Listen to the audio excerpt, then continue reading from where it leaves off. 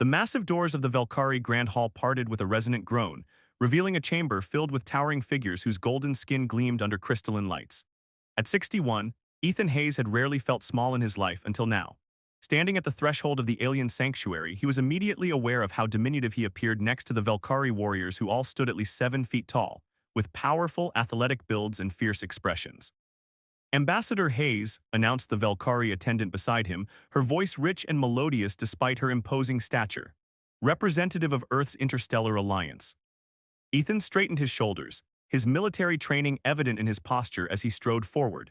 4 years of special operations followed by diplomatic service had prepared him for hostile environments, but the Valkyrie homeworld of Mevis Prime presented challenges beyond physical danger, namely, an entire civilization that viewed humans as fundamentally inferior. At the far end of the hall, 3 Valkyrie women sat on elevated thrones. The ruling triad of Mevis, Domina Vila the eldest with silver-streaked hair and calculating eyes, Tessa, the middle daughter with a warrior's build and suspicious glare, and Kira, the youngest, who leaned forward with undisguised curiosity. "We welcome Earth's envoy," Domina Vila spoke formally, though her tone carried little warmth. "Though we question the wisdom of sending such a fragile representative to negotiate with the Valkyrie." A ripple of laughter moved through the assembled warriors. Ethan maintained his composure, a slight smile touching his lips. "Strength takes many forms, Domina," he replied, his voice steady and carrying unexpected authority. "I trust our discussions will reveal this truth." Tessa rose from her throne, her height even more impressive as she stood. Her crimson armor accentuated powerful shoulders and a warrior's physique. She descended the steps with predatory grace, circling Ethan like a lioness assessing prey. "Fine words from a species that would break like twigs in our training grounds," she said, stopping directly before him. "What combat experience do you claim, Ambassador?" 8 years in Earth Special Forces, Commander Tessa, 2 in active conflict zones. He met her gaze without flinching, though I suspect our definitions of combat differ somewhat. Tessa's eyes narrowed, but before she could respond, Kira approached, her movements more fluid than her sister's. Unlike Tessa's utilitarian armor, Kira wore flowing robes over a fighter's form, her expression open and inquisitive. "I've studied human adaptability," Kira said, her voice softer than her sister's but no less confident. "Your species compensates remarkably for physical limitations." Tessa snorted, "Studies and theories, reality would prove otherwise." Ethan noticed the tension between the sisters, sensing an ongoing argument. He maintained diplomatic neutrality, though he couldn't help but admire the fierce beauty of these warrior women, particularly Tessa's raw power and intensity.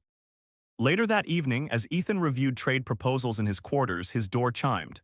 Kira entered, her golden eyes bright with interest. "Ambassador, I hoped we might continue our discussion from earlier. Your perspective on human-Valkyrie relations is refreshing." They spoke for an hour about cultural differences and potential collaborations until heavy footsteps interrupted them. Tessa filled the doorway, her expression thunderous. "Sister," she growled, "fraternizing with the human diplomat is inappropriate." Kira stood her ground. "Knowledge exchange is vital for alliance building, Tessa." "Knowledge, perhaps, but I recognize that look in your eyes." Tessa glared at Ethan. "You find him intriguing beyond diplomacy." Kira flushed a deeper gold. "His strength is different from ours, mental resilience, tactical thinking." "You mistake novelty for value," Tessa interrupted, then turned to Ethan. "My sister thinks you possess worthiness despite your weaknesses. I disagree." Ethan rose slowly. "Perhaps differences in strength are worth exploring rather than dismissing." Tessa's laugh was harsh. "Bold words, very well, human. Tomorrow begins the Festival of Valor. Participate in our trials if you truly believe in your alternative strengths." After they left, Ethan gazed out at the alien landscape, twin moons illuminating the rugged terrain. The challenge was more than personal, it was diplomatic. Humans needed this alliance, and somehow he'd been thrust into proving his entire species' worth through Valkyrie trials designed for warriors twice his strength. He smiled grimly. It wouldn't be the first impossible mission he'd accepted. Tomorrow, he would begin showing Commander Tessa that humanity's strength ran deeper than she could imagine. Dawn broke over the jagged mountains of Mevis Prime, bathing the landscape in crimson light.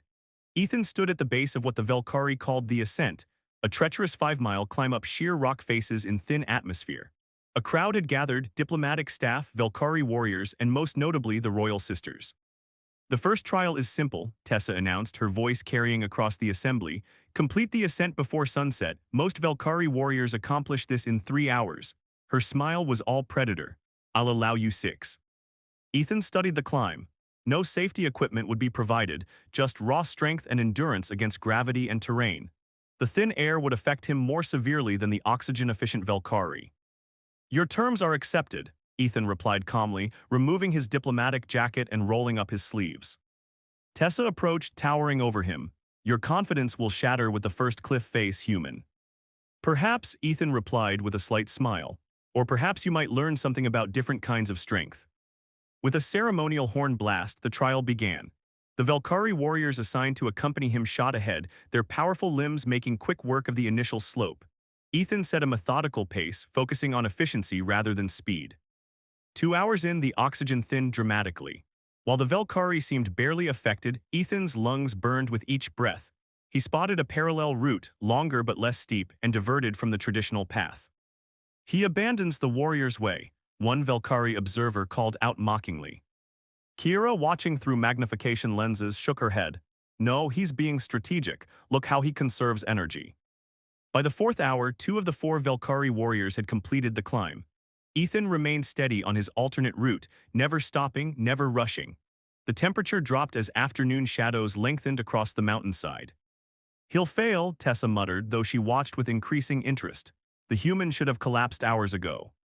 When the 5th hour arrived, the 3rd Valkyrie warrior reached the summit, leaving only one still climbing, a younger recruit who had pushed too hard at the beginning and now struggled with fatigue. As sunset approached, this warrior lost her grip, sliding down a granite face. Ethan, traversing nearby, immediately changed course. Despite his own exhaustion, he secured himself on a narrow ledge and extended his arm as the Valkyrie warrior tumbled past. Their hands locked, and through sheer determination, Ethan arrested her fall. Climb up using my position, he instructed through gritted teeth, muscles straining as he provided the anchor point she needed to recover. Together they continued upward, the Valkyrie warrior impressed by the human's unexpected intervention.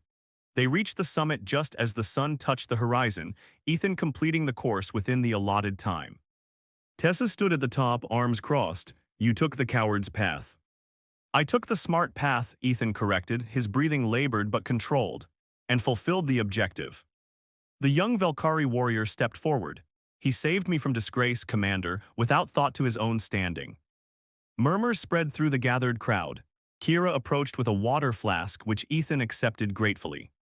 The human shows unexpected resourcefulness, Domina Vila observed from her observation platform, and perhaps something more valuable than brute strength.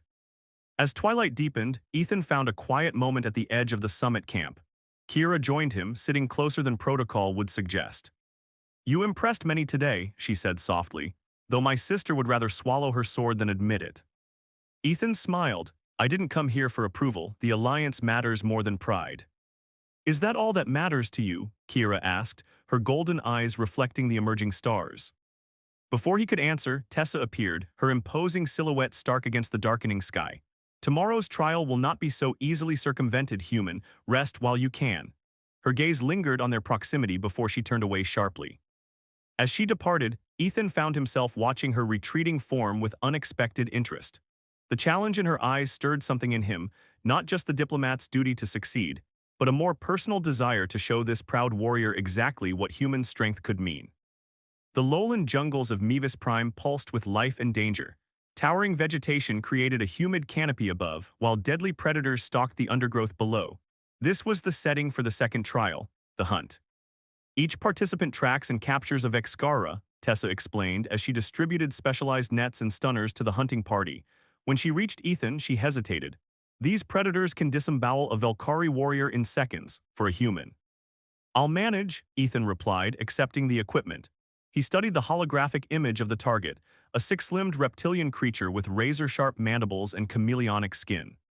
The hunting party separated into the jungle, each warrior seeking individual glory. Ethan moved differently than the Valkyrie, who crashed through vegetation with confident power. Instead, he stepped lightly, pausing often to listen and observe. 3 hours into the hunt, distant shouts indicated the first successful capture. Ethan had spotted tracks but pursued patiently, mapping the creature's hunting pattern rather than its current position. His strategy paid off when he discovered the Vexkara's nesting area. Rather than confrontation, he set a trap using the environment and his equipment. When the creature triggered his snare, Ethan activated the stunner from a safe distance. As he secured his capture, a scream pierced the jungle. Following the sound, he found a young Velkari warrior, one of Tessa's personal guard, pinned beneath a fallen tree with a second Vexkara approaching. The warrior's stunner lay shattered nearby. Without hesitation, Ethan released his own captured specimen and charged forward. The predator turned, its attention diverted from the trapped Velkari. Using the terrain to his advantage, Ethan led the creature on a calculated chase, finally triggering a deadfall he rapidly improvised. As the stunned predator lay immobilized, Ethan rushed back to free the Velkari warrior. Using leverage techniques rather than raw strength, he created enough space for her to pull free. "Why release your prize to save me?" she asked, bewildered as they limped back toward the gathering point. "Some things matter more than winning contests," Ethan replied simply. They returned empty-handed as a storm gathered overhead. The hunting party sheltered in a network of caves as lightning split the darkening sky. Tessa approached Ethan, her expression unreadable. "My guard told me what you did." "Anyone would have helped," Ethan said. "No," Tessa corrected. "Many warriors would consider her fate the will of the ancestors if it meant securing their own success." She studied him with new interest. "You are unexpected." The storm intensified, forcing them deeper into the caves. A rockslide separated portions of the group, leaving Ethan and Tessa isolated in a small chamber. "Your sister will be concerned," Ethan said, establishing a small light source from his equipment. "Kira understands danger," Tessa replied, settling against the wall. "She finds your differences fascinating." "And you don't?" Ethan asked, meeting her intense gaze. "I found them inconsequential until today," she leaned forward slightly. "Tell me of Earth's battles, real ones, not diplomatic stories." As the storm raged outside, they exchanged war stories. Ethan spoke of desert conflicts and urban sieges, of leadership and loss. Tessa described Velkari campaigns among the stars, conquest and honor. "Your kind fights despite your fragility," she acknowledged. "There is courage in that." "Different strengths," Ethan reminded her, noticing how the dim light softened her fierce features. When silence fell between them, the air seemed charged with more than the storm's electricity. Tessa moved closer, her golden skin radiant even in the low light. "Among Velkari, respect begins with understanding an opponent's true nature," she said, her voice lower than usual. Her hand, surprisingly gentle for a warrior, touched his arm, feeling the lean muscle beneath. "Perhaps I have been too quick to judge humanity's capacity." The touch lingered, her eyes holding his with an intensity that transcended their cultural differences. For a moment, they were simply woman and man, curiosity bridging worlds. Thunder crashed outside, breaking the moment. Tessa withdrew her hand, but something had shifted between them, a barrier fallen, a possibility opened. When morning came and they rejoined the others, Kira noticed the change immediately. Her gaze moved between her sister and the human diplomat, her expression a mixture of surprise and thoughtful calculation. The second trial had ended with no clear winner, but as they returned to the Velkari stronghold, Ethan realized a different victory had been achieved.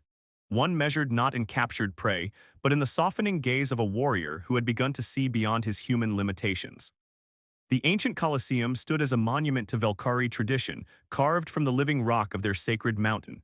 Today it would host the final trial, the rite of Ascension. Thousands of Velkari filled the tiered seating, their anticipation palpable in the morning air. Ethan stood in the preparation chamber, rolling his shoulders as he mentally reviewed the rules Kira had explained. The final challenge was deceptively simple. Retrieve a ceremonial medallion from the center of a shifting maze while evading guardians armed with painful, though non-lethal, energy staffs. "You've surprised everyone by making it this far," Kira said, adjusting his lightweight armor, a concession to his fragile human physique. Her fingers lingered on his shoulders. "Some warriors train their entire lives for this rite." "Including your sister?" Ethan asked. "Tessa holds the record for the fastest completion," Kira confirmed, though few speak of how many injuries she sustained achieving it. The chamber door opened, and Tessa herself entered. Her usual armor was replaced by ceremonial attire that accentuated her powerful build while marking her status as commander. "Leave us," she instructed Kira, who departed after a concerned glance at Ethan. Alone, Tessa approached him. The antagonism of their first meeting had evolved into something more complex. Respect mingled with curiosity, and something deeper neither had acknowledged. "The Guardians will not hold back because you are human," she warned. "Our traditions demand true testing." I wouldn't want special treatment, Ethan replied. No, Tessa agreed, a slight smile touching her lips. You've proven that much. She hesitated, then stepped closer. Yesterday in the jungle, you released your captured prize to save my warrior. It was the right thing to do. It was not the Velkari way, she countered. Victory above all else, that is our code. Her golden eyes searched his face. Yet I find myself reconsidering certain assumptions. The ceremonial horns sounded, interrupting whatever might have followed. Tessa's hand briefly clasped his forearm, a warrior's gesture of respect. Show them human, she said softly. Show them what I'm beginning to see. The arena erupted in sound as Ethan emerged. The maze before him shifted continuously, walls rising and falling according to some ancient mechanism beneath the arena floor. At its center, on a raised platform, gleamed the medallion. The first guardian appeared almost immediately, a towering Velkari warrior wielding an energy staff. Ethan evaded rather than confronted, using the changing terrain to his advantage. Where Velkari would power through obstacles, he navigated around them, conserving energy while making steady progress. From her ceremonial seat, Tessa watched with increasing admiration. His movements were efficient, his strategy clear. This was not the desperate scrabbling of a weaker species, this was calculated adaptation. Halfway to the center, disaster struck. A malfunction in the ancient mechanics caused an entire section to collapse. Two guardians and Ethan tumbled into a lower chamber as spectators rose to their feet in alarm. Tessa was moving before conscious thought, descending to the access corridors beneath the arena. When she reached the collapsed section, she found the guardians unconscious and Ethan bleeding from a gash across his chest, yet still trying to free one guardian pinned beneath stone. The structure is unstable, he warned as she approached. We need to get them out before the rest comes down. Together they worked to free the trapped warriors.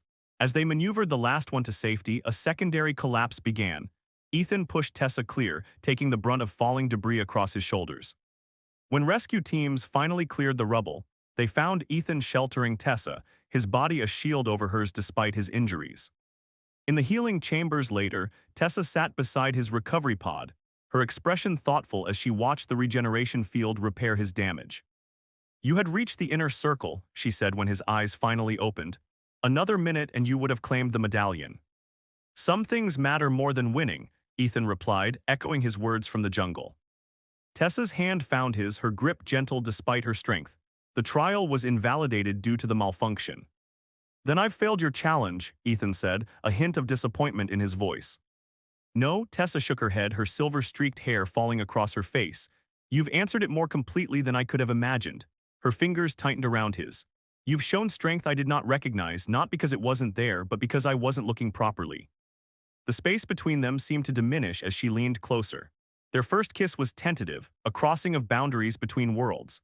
Their second left no doubt about the barrier that had been breached, not just between human and Velkari, but between two individuals who had found unexpected recognition in each other.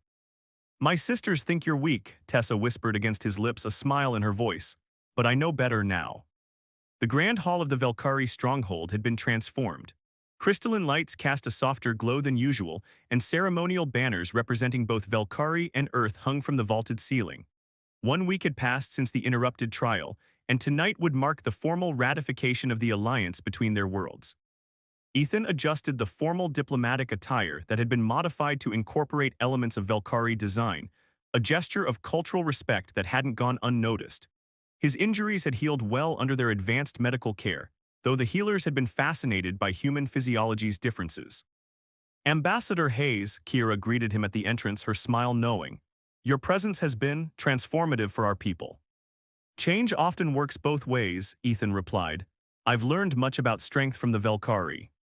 And perhaps taught something in return, she suggested, escorting him into the hall. My sister has spoken of little else but adaptive resilience in council meetings. The gathered assembly parted as they approached the central dais. Domina Vila stood with regal bearing, the alliance documents prepared before her. But it was Tessa who commanded Ethan's attention, resplendent in formal armor that somehow enhanced rather than concealed her femininity. Their eyes met across the chamber, and the connection that had formed in the healing room pulsed between them. No longer adversaries, no longer even just diplomatic counterparts, but something neither had anticipated when they first measured each other's worth. People of Mevis, Domina Vila began, her voice carrying to every corner and honored representatives of Earth. We gather to formalize an alliance between our worlds, an alliance born not just of mutual benefit but of newfound understanding. The formal proceedings progressed with ancient ritual and modern diplomacy intertwined. When the time came, Ethan and Tessa both stepped forward to apply their signatures and seals to the document. Ambassador Hayes, Domina Vila addressed him, it is customary for the participating parties to share words of commitment at this juncture. Ethan nodded, turning to address the assembly. The path to this moment was unexpected. I came seeking alliance between different worlds but discovered that true strength lies in recognizing the value of our differences. His gaze found Tessa's. The Velkari have shown me that power takes many forms and that the strongest bonds are forged when we challenge our assumptions about one another. Murmurs of approval rippled through the crowd. Tessa stepped forward, her posture proud yet somehow softer than when he'd first encountered her. The Velkari have long believed our physical might to be the measure of all worth, she began. I challenged this human to prove otherwise, never imagining he would redefine the challenge itself. Her voice carried emotion rarely displayed in public by Velkari commanders. Ambassador Hayes has demonstrated that endurance, adaptability, and the courage to protect others are strengths equal to any warrior's power. She turned to face Ethan directly. As commander of the Velkari Defense Force, I formally acknowledge the strength of Earth's representative. Then, breaking with protocol, she took his hand. And as Tessa, daughter of Vila, I acknowledge what exists between us, a connection that transcends the differences of our worlds. Gasps and whispers spread through the assembly. Kiera's smile widened, and even Domina Vila's expression softened with something like approval. The celebration that followed blended traditions from both cultures. As night deepened, Ethan and Tessa found a moment alone on a balcony overlooking the twin moons. Your diplomatic mission is complete, Tessa observed, standing close enough that her warmth reached him even in the cool night air. Will you return to Earth now? My mission parameters have evolved, Ethan replied, turning to face her. The Alliance needs cultivation, not just signatures. And is that all that keeps you among the Velkari? She asked, her usual directness softened by vulnerability he would never have expected when they first met. Ethan's hand traced the curve of her face, no longer intimidated by her height or strength, but appreciative of the complexity she embodied. When you challenged me to prove humans weren't too weak for the Velkari, I don't think either of us expected where it would lead. To strength found in tenderness, Tessa murmured, leaning into his touch. To power in restraint. To this, Ethan agreed, drawing her closer. Their kiss sealed more than a diplomatic arrangement. It bridged galaxies of difference, proving that strength could be found in unexpected forms and places. As the twin moons cast their light across the Velkari capital, two figures remained embraced on the balcony, their silhouettes merging into one shadow against the starlit sky. Below in the gardens, Kiera spotted them and smiled, turning to her mother. It seems my sister has found her match after all. Indeed, Domina Vila replied thoughtfully. Perhaps there is wisdom in reconsidering old judgments, for the Velkari and for myself. As the celebration continued into the night, the story of the human who had changed the Velkari's understanding of strength began to spread. A tale that would be told across both worlds for generations to come, beginning with challenge and ending with love that defied expectation.